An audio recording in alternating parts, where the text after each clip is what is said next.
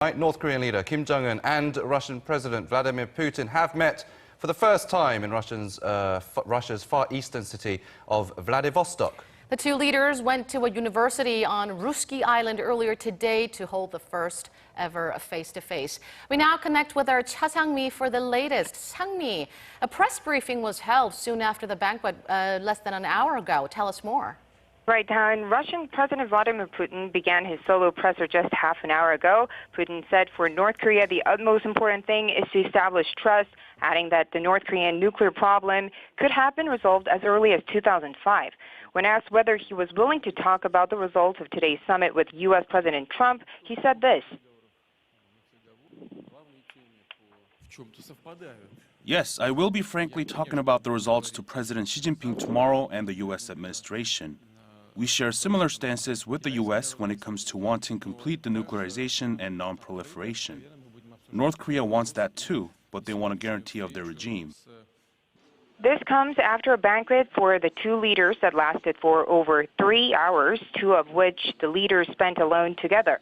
At the banquet, Putin quoted the old North Korean saying, "We can move mountains if we work together," as he gave a toast to their bilateral cooperation and the peace and happiness of the people of North Korea and Russia.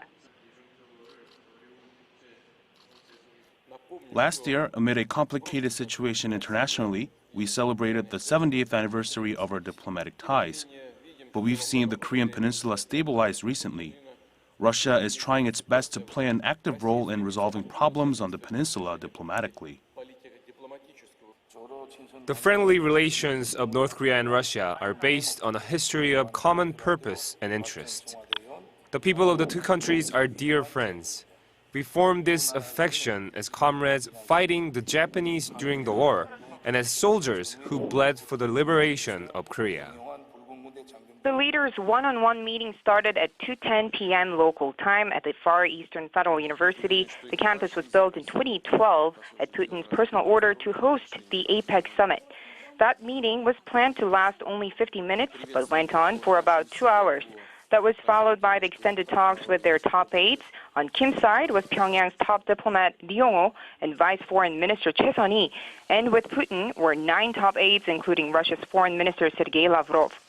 The North Korean leader said it was, quote, very meaningful exchange of views on issues of mutual interest.